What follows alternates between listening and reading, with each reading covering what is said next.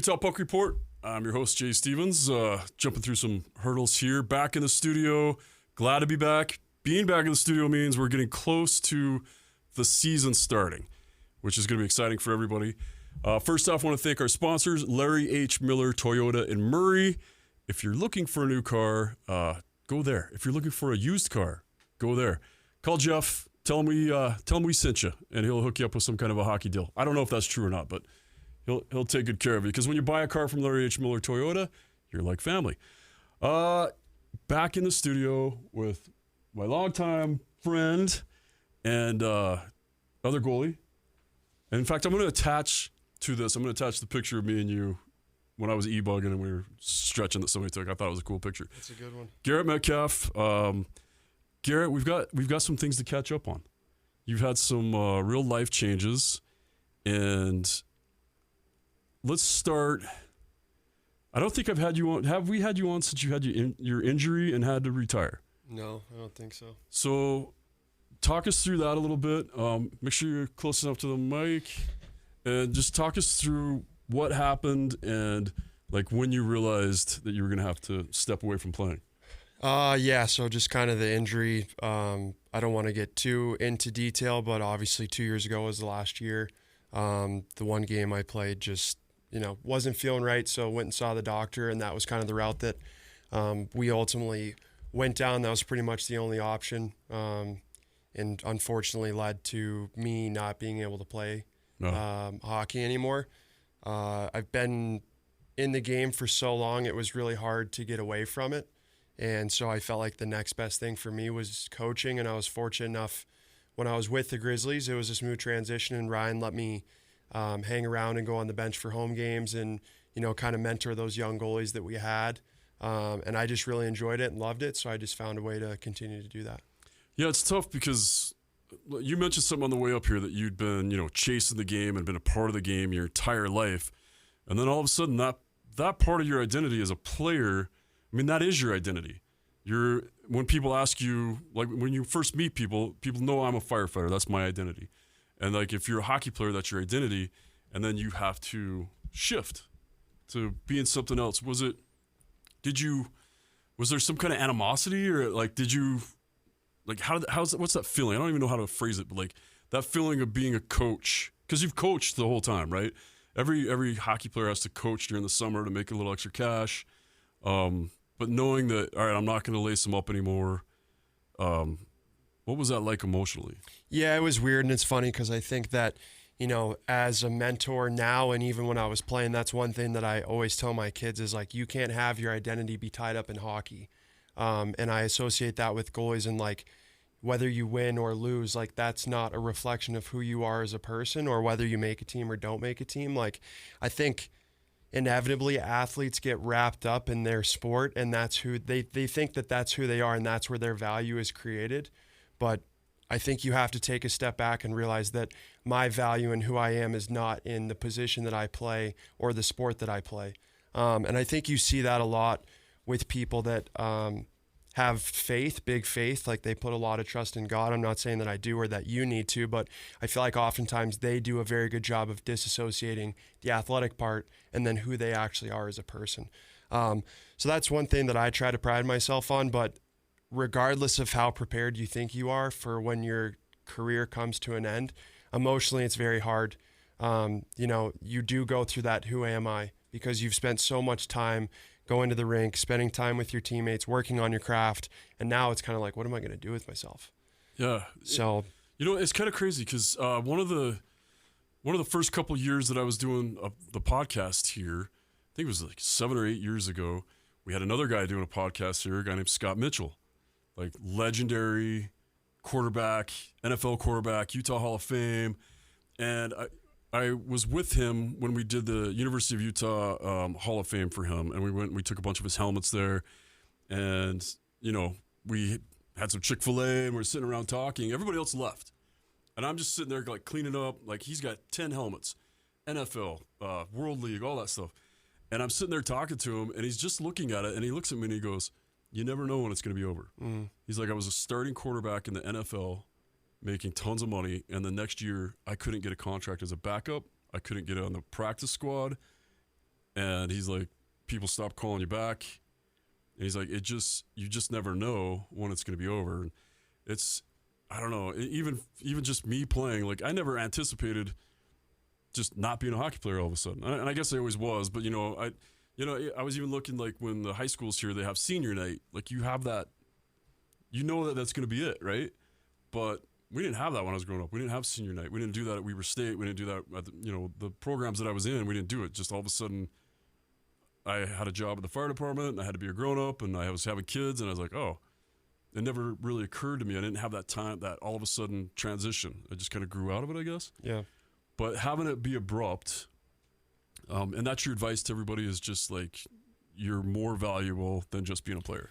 Well, yeah, I mean, you talk about that guy you were talking to that's a Hall of Famer and his helmets and all this stuff, and he's not getting calls back. And it's like, if you sit there and think that that's a personal attack on who you are and your character, it's going to be really hard to deal with. But if you understand that the reasons I'm not getting calls back is because people don't think I can perform at the level that I used to, those are two very different things.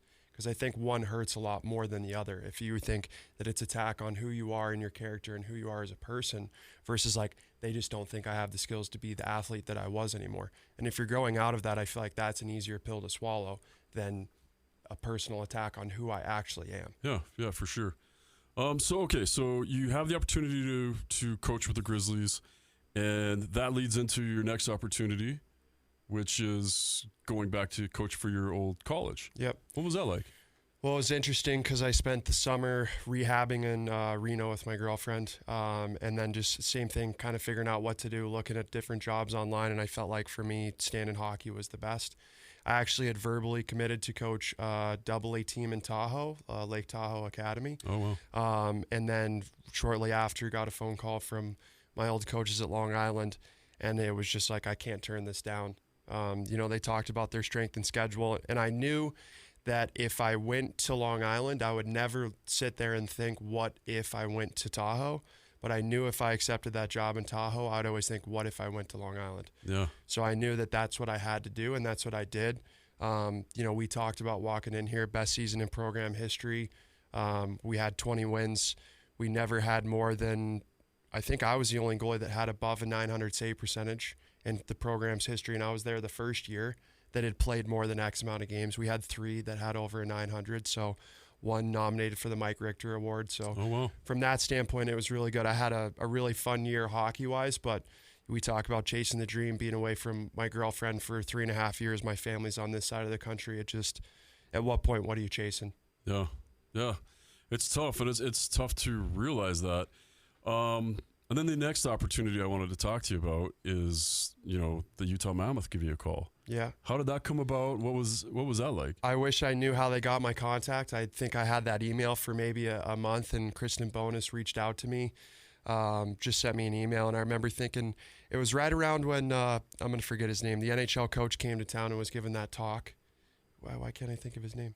I'm not sure. Who? The old Winnipeg Jets coach. Why can't I think of his name?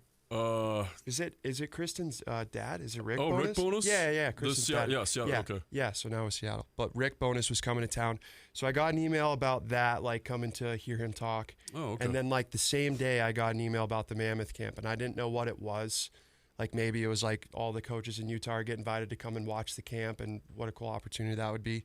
And then I started to find out what it was. So I really have no idea how I got invited to that, but super grateful and fortunate to be able to attend, and what a fun opportunity. Yeah, how cool was that to be out there? And you're an NHL draft pick. You've had this experience, but to be on the ice during dev camp, especially the Mammoth dev camp with all those first round draft picks, and to watch the speed and the skill, and no matter how long you've been in the game, if you step away for 2 years and you come back, you're like, these kids are better. Like the skill-wise coming in every year is better, but if you're not there for a couple of years, it's hugely noticeable. Is that what you were seeing? Were you just seeing some massive talent? Yeah, I mean, I think they have a lot of great talent. It was fun to see, the different parts of the world that our draft picks are from.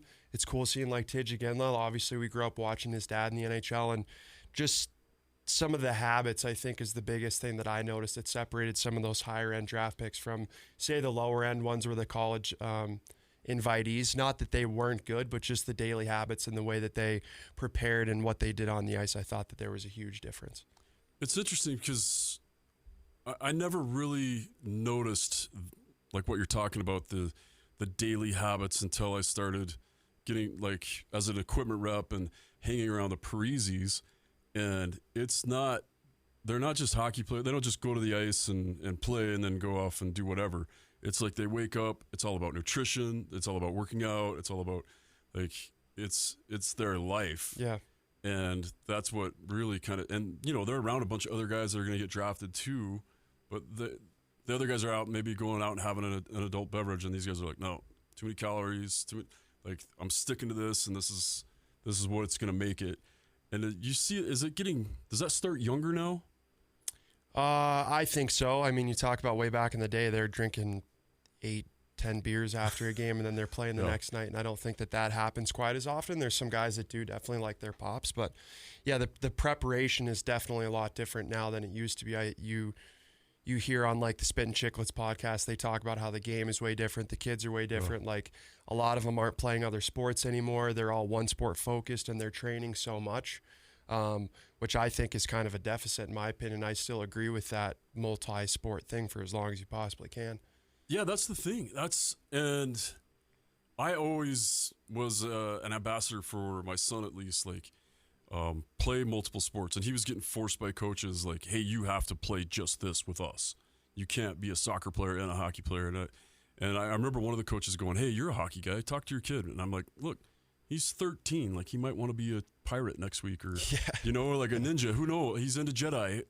I'm going to support him in whatever he does, but I'm not going to make him just play hockey, because I always thought that, and I was always told, it's better to have all those other resources. You hear about, even back in the days of Forsberg with the Avalanche, how great his footwork was because he played soccer too growing up, right? So it seems like we are really losing the emphasis on not just playing multiple sports, but having some life outside of the game. And are you seeing that too, or? Yeah, I mean, since I've been back, that's what I see. I think there's an overemphasis in training, and I think there needs to be a big break after the season's over. No matter what your age is, the kids just need to take time off. And then playing other sports, I think, is huge. You talk about it like the footwork. You're just developing the athleticism. And then to your point, you don't know if they're going to stick with hockey, so why not let them try other things? But I think we have to look at developing athletes more than just developing hockey players. And I think we need to see more people, i.e. coaches, in my opinion, care more about the kids than maybe, say, their business or whatever's going on.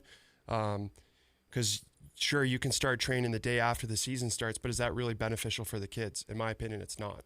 Well, and what are we doing with tryouts being 2 weeks after the season ends? Yeah. You don't even give a kid a chance to go do anything else, and all of a sudden they've got tryouts, so they didn't get to go to camp to work on some fine things. They're just coming out of the season. Yeah. Well, I mean, tryouts, I see all these spring teams now. Yeah. I feel like some of these kids never get a break. Right. Like, I talk to their parents, like they're on the ice 3 times today, or, the season just ended, they're on this spring team, and then we have tryouts. It's like, you got to give these kids a break, because one, you're talking to someone that's had injuries, obviously. You're now going to be more injury prone. If you want them to play hockey, or they want to play hockey longer, they're probably going to get burnt out. Like, they need to experience other parts of life. Life is not just hockey, hockey, hockey. Because there will come a day when it's all going to be hockey, but at 10, 11, 12, 13, 14 years old, it's not all about hockey. I would like to see, and I used to have the stats on what the burnout rate was, because it was like super high at 10 and then again at 14. Like I know the first step was when hitting was introduced. You had a big dropout rate. And then I think it was like at 14, there was another big dropout rate because kids are like, oh, there's girls and there's, I got to pay attention to school and I got to do all these other things. But it is, and there are those kids. I remember Mason Manick. He didn't want to do anything but play hockey. Mm-hmm. And even when his parents were like, hey, we're going to the lake. He's like, I'm bringing my rollerblades and my stick, and I'm going to, if we're not on the water, I'm going to be playing hockey. So some kids want it all the time, but it's got to be driven by the kid. You got to support the kid in what they want to do and let them know they have options. Yeah, 100%. I also think rollerblading at the lake's a little bit different. Yes, it's hockey, but it's also different. It's like, that's the enjoyable part. You're not on the ice. It's not structured. You're not with the coach. There's not, I guess, so much pressure around it. He's just doing it for the sheer joy of doing it. And if some other kids like baseball for the sheer joy, let them go play baseball. Let them play golf. Let them play soccer. Like, these kids need to try other things because they don't know if they're going to like it until they actually try it. Yeah, and you brought up a word right there that I think we need to focus on too, is unstructured. And Gretzky was a big proponent of this. He'd be like, hey, don't coach. And JP Parise used to say the same thing. Go down to the lake, the frozen lake, play. We're not going to come coach you. Invent games, invent moves, and play around. And then the second part of that too is like, they never made kids do push-ups when they missed shots. And you see that a lot, right? Like, oh, you missed high and wide. Do push-ups. And I remember the mindset behind that, but the mindset that Gretzky and JP Parise were trying to teach is that let them try everything. Quit coaching them at certain points and just let them go out there and be creative. That's where the creativity comes from. That's where the new stuff comes from. And now I feel like every time they're on the ice, there's somebody out there coaching them. Yeah. Well, then they're afraid to make mistakes. And it's funny, I've had this conversation in the last week, more specifically with goalies, but we're creating these goalie school goalies now because they do a drill, and let's say they're going into reverse VH. If they don't hit their toe box every single time, they start the drill over. Well, what happens when you get into a game and you mess up and you miss your toe box? There's no start over. Yeah. So we're not teaching kids how to learn and react when they make a mistake. We're teaching them that they have to be perfect, and that's not the case. Hockey's too fast and too unpredictable to be perfect. It's how do you make that mistake, react, and then make the next play, whether you're a goalie, forward, defenseman. And I think really emphasizing that it's okay to make mistakes, but if we make a mistake, how do we learn from it and how do we get better? Yeah, and learning from it and adapting to what just happened, because you're right, it's fast. Maybe your toe strap slipped a little bit, or just who knows. Mm-hmm. There's all kinds of things that are going to go weird, and you just have to be able to play with it. And you're right, you do have a lot of the goalie camp goalies now. All right, so then after the Mammoth thing, you have a choice. You have options. You have offers. What do you pick to do this season? Where's Garrett Metcalf this year? Yeah, so I'm the head coach of the U14 Renegades. Just an opportunity I couldn't turn down for multiple reasons. I think that, growing up here, I had some good mentors, but I don't think that there was a lot of good mentors. So for me to be able to give back to Utah hockey, it's just so exciting for me, especially at that age group, because I feel like they're still moldable.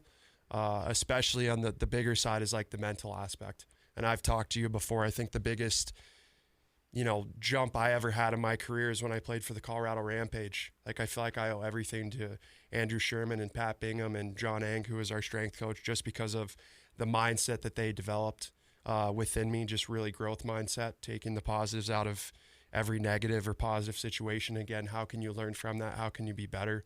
And then just really how you treat people, how do you approach practices, games, that preparation, like all of that really came from that time with the Rampage. So I think trying to really teach that side, because to your point, all these kids have the skills coaches. They're getting all the reps that they need to from that standpoint, but what mental reps are they really getting?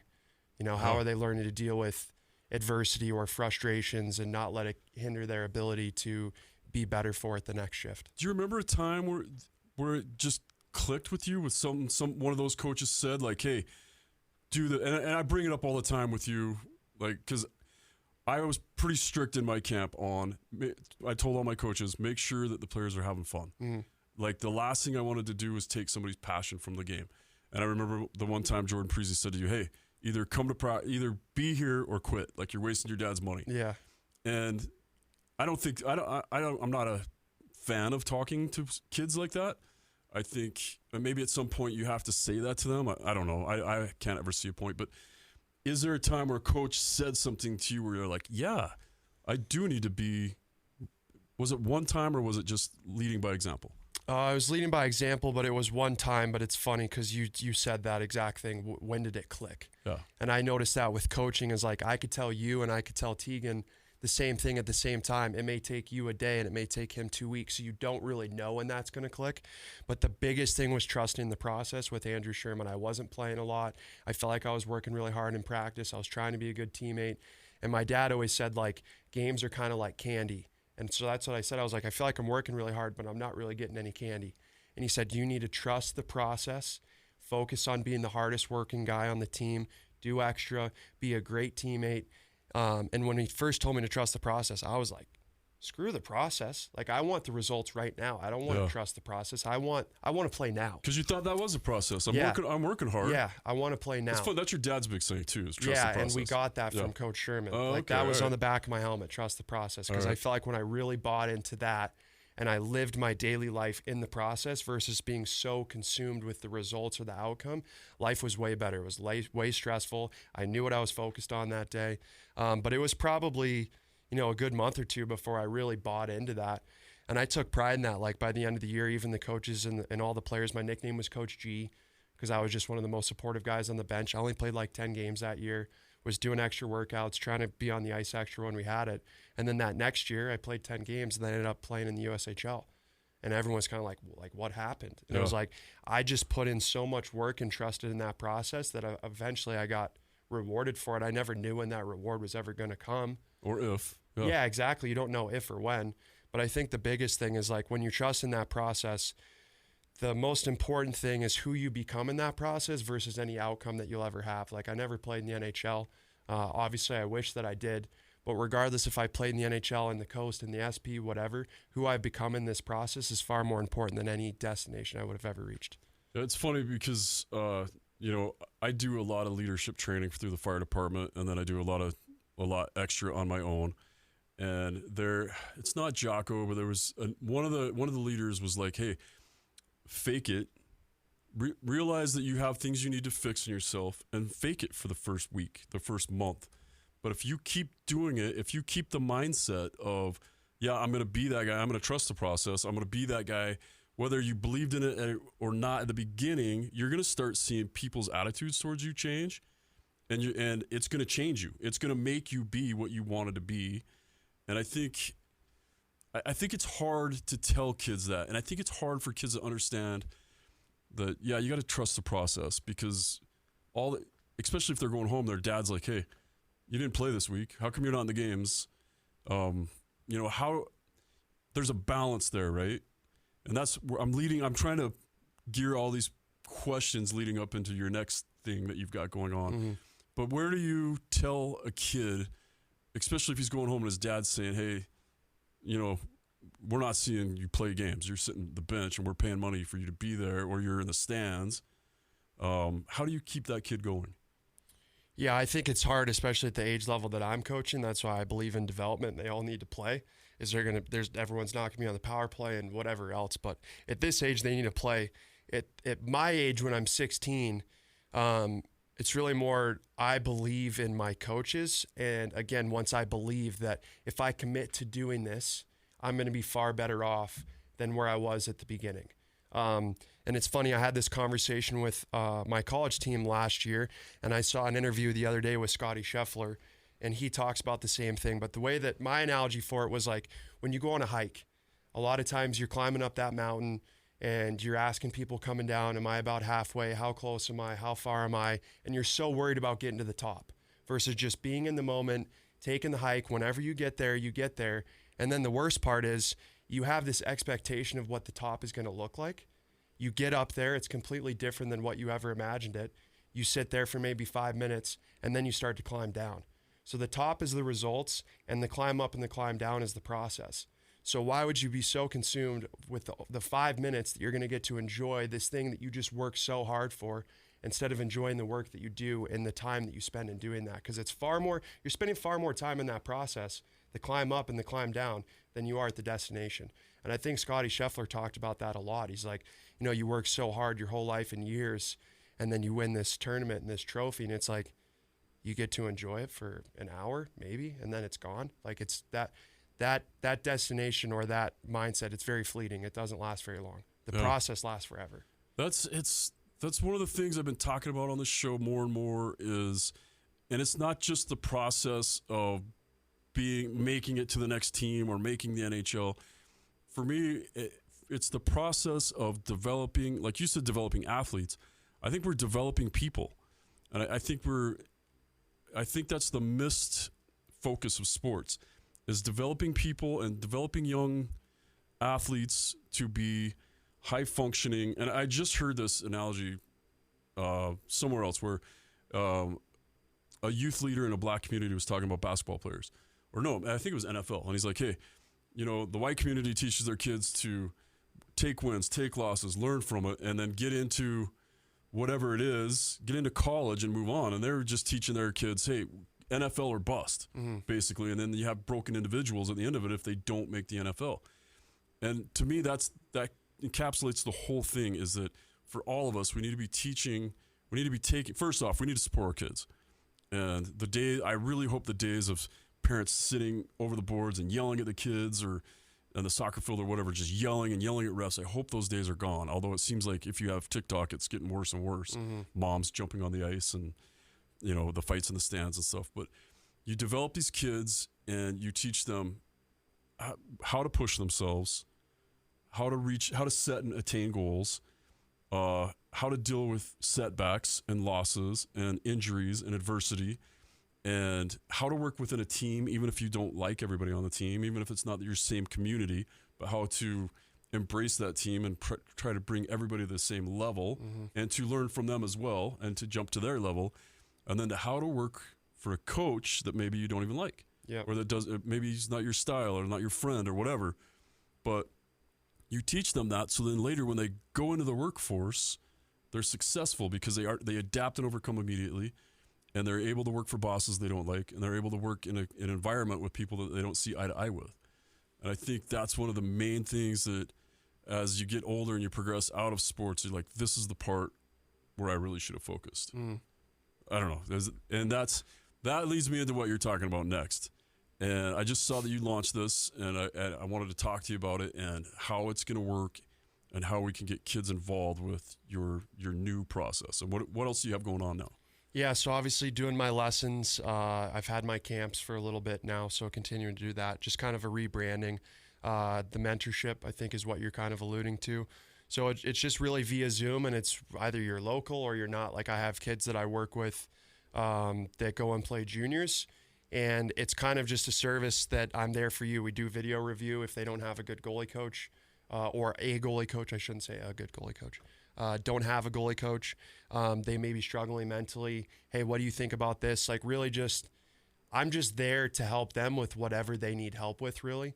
And we have conversations like this all the time. Me and a goalie, Justin Bears, were having a conversation in the locker room before we got on the ice yesterday about like a post-goal routine. Like what do you do to flush that goal and then move on to the next save? So really it's more the mental side, to your point, and how do you deal with all these things that these kids have to deal with? Because I'd be lying to say if I did it all by myself. I had so many people in my corner that helped me when maybe I was down, for lack of better words. And if you don't have those anchors or that support system, you're going to be lost and you're going to be stuck. And a lot of times, to your point, they're not your parents. Sometimes they can't be. No. There was a time in my life where I didn't want to listen to mom and dad. Right. So then you have to find someone else that you think is a mentor that you can trust and you think is guiding you in the right direction, and really reach out and lean on those people in those times. Yeah, and that's a huge resource to have. And that's, I coached my camp I ran it for 19 years. I coached it for maybe 5. And then I realized, hey, especially even my own son, my son didn't want to listen to me, right? He wants to listen to somebody that's done more. But it wasn't just going out and getting guys that had done more. I wanted to get guys that could help the mindset part. And that's why I hired the coaches I hired, is I always believed that they were going to come in and be positive role models, lead by example, but also be somebody that was like, they'd fought through enough too, where they'd be like, hey, if that kid needs somebody to talk to, I'm going to talk to him. Yeah. Because it's amazing how much that can help somebody. And it doesn't have to be, you don't have to be a psychologist to help a kid that's in need. And you're highly educated, right? You have a master's degree. And no master's. Oh, I thought you did have a master's. Short. 1 year short. 1 year short. Yeah, okay. Yeah. But it's, you can realize that there's a kid that needs something and even if it's, they just need to talk so that they can think the process out in their own mind, and somebody just to bounce that off of, right? Well, what is a coach doing if a kid's down and you're going over there and you're talking to them? If you're the kid and I'm talking to you when you're having a downtime, what am I now creating?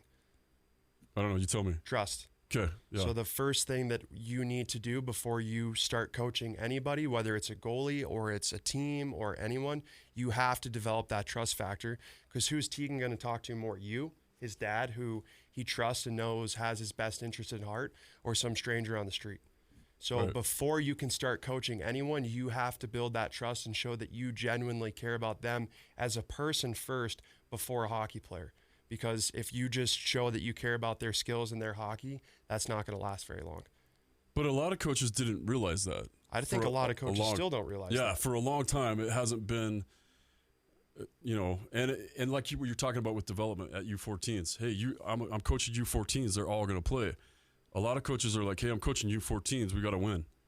Yeah, I mean, these kids aren't going to the NHL next year, and maybe some people don't agree with this mindset. I honestly don't care how many games we win this year. No. I care about those kids developing as people first and as players second, and I want them to have fun and enjoy the process and learn the mental side and the mindset they need to have to be successful. Because I'm teaching them and prepping them to move on to higher levels. Hopefully, we've talked about it before, Utah gains more traction. We get better teams here. Kids want to come to us.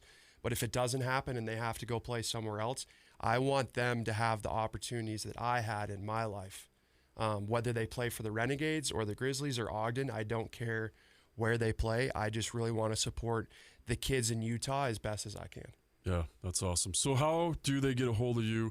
If there's a parent listening right now that says, hey, that sounds like good stuff. That's what I want my kid to be involved in. Mm-hmm. Not even just, they can't afford to play for the Renegades or their kid's not good enough yet. That doesn't make that team, but they can still reach out to you for mentorship. How do they go about doing that? Yeah, so a lot of the stuff I post is on Instagram, so it's just Metcalf Hockey.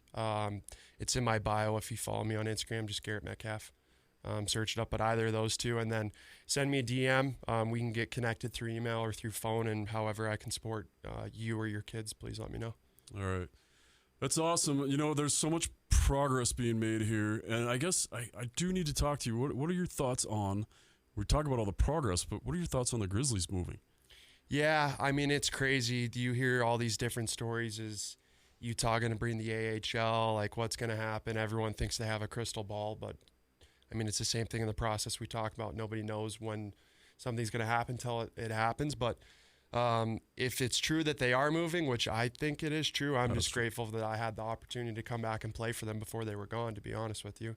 So I think it's sad, and I don't know if they'll fill the void. I feel for maybe some people that can't afford the NHL as consistently as they did the ECHL. And, I mean, we've talked about there's some great prospects in the ECHL. Trent Miner, Hayden Hodgins played in the NHL, like a lot of guys that now play in the NHL. So to be able to see that, I guess at that cost and that level is really nice. Yeah.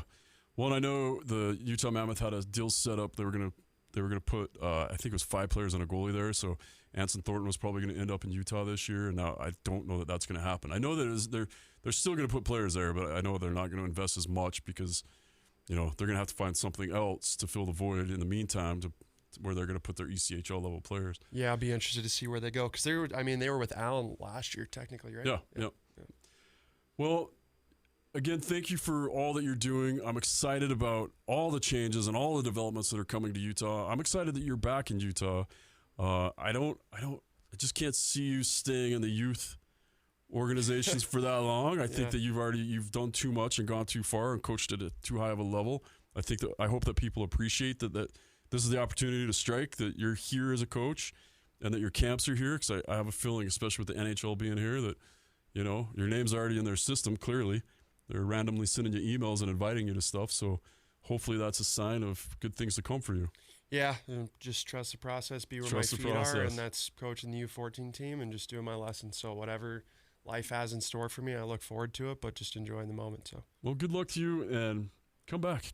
Yeah, it's always great being on and great seeing you and catching up, so I really appreciate this. Well, we want to hear how everything goes. I want to hear the progress that you're making with kids, and that's what it's all about, man. I'm excited. Yeah, thanks, Jay. All right, that is the Utah Puck Report.